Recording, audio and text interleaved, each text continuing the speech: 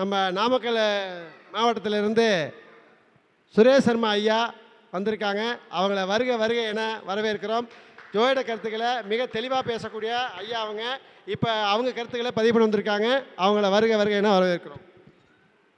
இனிய மாலை பொழுதில் இந்த அகத்தியர் ஜோதிட வித்யாலயாவினுடைய தீபாவளி சிறப்பு கருத்தரங்கம் ரத்ன சுருக்கமாக ஒரு தீபாவளிக்கான ஒரு ஸ்பெஷல் உங்களுக்கு.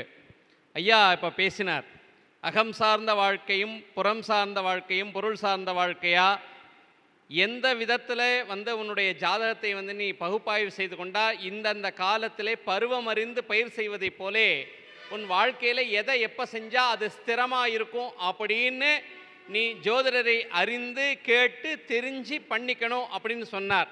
அந்த திருமணம் என்கின்ற 1000 காலத்து பயிரில் பல பேருக்கு பல காலங்களில் முயற்சி செய்தும், ஐயா சொன்னார் வியாழன் நோக்கு இருந்தும் குருபலன் இருந்தும் திருமணம் அமையாமல் போகிறது, சில பேருக்கு அமைந்தும் பின்னமாகிறதுன்னார்.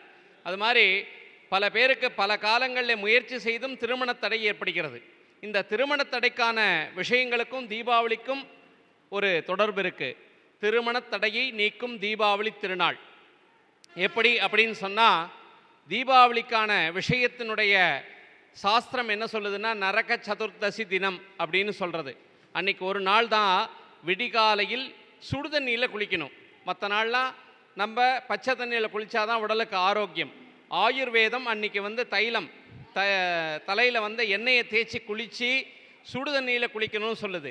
சனியினுடைய கர்மாவை நிவர்த்தி செய்து நரக பாதைன்னு சொல்லக்கூடிய பித்திருக்களினுடைய ஆசீர்வாதங்களை பெற்றுத்தரக்கூடிய இனிய திருநாள் தான் இந்த தீபாவளி திருநாள். அதற்கு முன்னால் வரக்கூடிய அந்த திரையோதசி திதிக்கு பேர் தனத்ரையோதசின்னு பேர், யமத்ரையோதசின்னு பேர்.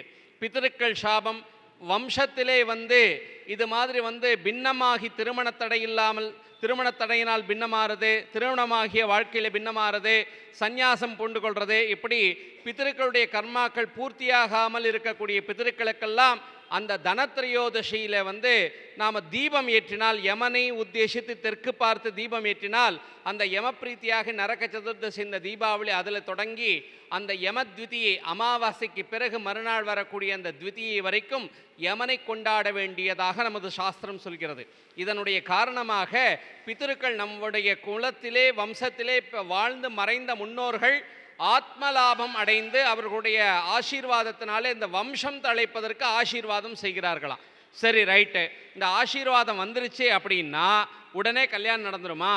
அவர்களுடைய ஜனன ஜாதகத்திலே லக்னத்திற்கோ சந்திரனுக்கோ, ஆணாக இருந்தால் சுக்கிரனுக்கோ பெண்ணாக இருந்தால் செவ்வாய்க்கோ, 2ஆம் பாவம் 4ஆம் பாவம் 7ஆம் பாவம் 12ஆம் பாவத்திலே வலுவான பாப கிரகங்கள் இருந்தால் அது காலதாமதமான திருமணத்தையோ அல்லது திருமண வாழ்க்கையில் பிரச்சனையோ திருமண தடையோ உண்டு பண்ணுகிறது. அப்பேற்பட்ட 2, 4, 7, 12 லக்னாது சந்திரஹா சுக்ரோ குஜாதேஹு அப்படின்னு இந்த 4 பாவங்கள்லேயும் இருக்கக்கூடிய பாப கிரகங்களாலே அவனுடைய குடும்ப வாழ்க்கை சுகம் போகம் அயன சயன சுகம் களத்திரம் இவை அமையாமல் அந்த யோகத்தை தடைபற்று ஏற்படுத்தினால் அவர்களுக்கு இந்த தீபாவளியிலே உள்காதான். அதனால தான் தீபாவளியில் எண்ணெய் தேய்ச்சி குளித்து சூரியனை உதித்து பிடிக்கக்கூடிய அந்த பட்டாசுகள் எல்லாம் நாம் வெடிக்கிறோம். பட்டாசுனா ரசாயனம், செவ்வாய்னு தெரியும். வண்ண வண்ண மத்தாப்புகள் அப்படிங்கிறப்போ கேதுவனுடைய கலவை. ஆனால் அது வெடித்து ஒளியாக வரக்கூடிய தன்மை சூரியனுடைய ஆதிபத்தியம். அப்போ காலையிலே சனியினுடைய ஆதிபத்தில் தொடங்கி அரசினுடைய சட்டத்திட்டங்களுக்கு உட்பட்டு அன்றைக்கு புத்தாடை அணிந்து நாம் பித்திருக்களை உத்தேசித்து அந்த பட்டாசை வெடிக்கணும். இந்த பட்டாசை வெடிச்சிட்டு நம்மளுடைய விஷயங்களில் சனி சூரியன் இருவரையும் சேர்த்து ஒரே நாளிலே நாம் தொழக்கூடிய மறைமுகமான தாந்திரீகமான பரிகாரங்கள் இதுதான்.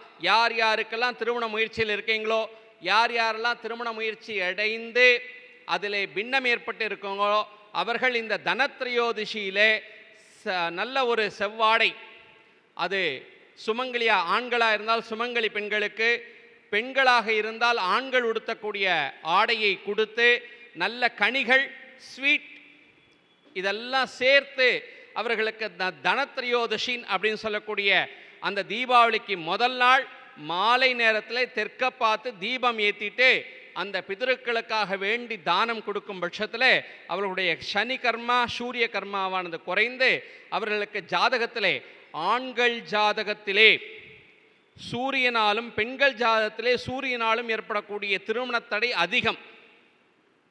எல்லாரும் நினச்சிட்டு இருப்போம் செவ்வாய் தோஷம், களத்திர தோஷம், நாகதோஷம்னு.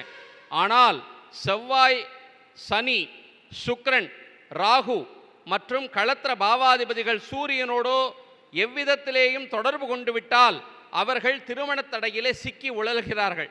அப்படிப்பட்ட அந்த சூரிய தோஷங்கள் நீங்கி பித்ருசாபங்கள் நீங்க இந்த தீபாவளி திருநாளிலே நீங்கள் தீபமேற்றி பித்ருக்களுக்காக வழிபட்டால் திருமணத் தடை நீங்கும் என்று சொல்லி விடைபெறுகிறேன். நன்றி, நமஸ்காரம். சார், அருமையான ஒரு கருத்தை சுரேஷ் சார் சொல்லியிருக்கிறாங்க. இந்த தீபாவளி நேரத்தில் அதுக்கு முதல் நாள் தோஷங்களை எப்படிலாம் சரி பண்ணலாங்கிற விஷயம் ரொம்ப சிறப்பான விஷயம், உண்மையிலே அருமையாக இருந்தது.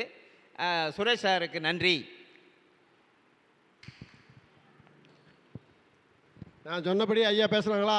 சுரேஷ் சர்மா ஐயா, அதாவது பேசுகிறதுல இனிமை, சொல்கிற கருத்தில் அருமை, எந்த கருத்து பேசுனாலும் சரி மக்களுக்கு போய் சேர்ற மாதிரி பேசக்கூடிய வாய்ப்பு உள்ளவர். அவங்க சிறப்பாக பேசியிருக்காங்க. அவங்கள பாராட்டு விதமாக பொன்னாடை பற்றி சிறப்பிச்சிட்டோம். அதனால் ஒரு கிளாப்ரன்ஸ் பண்ணால் ஓகே.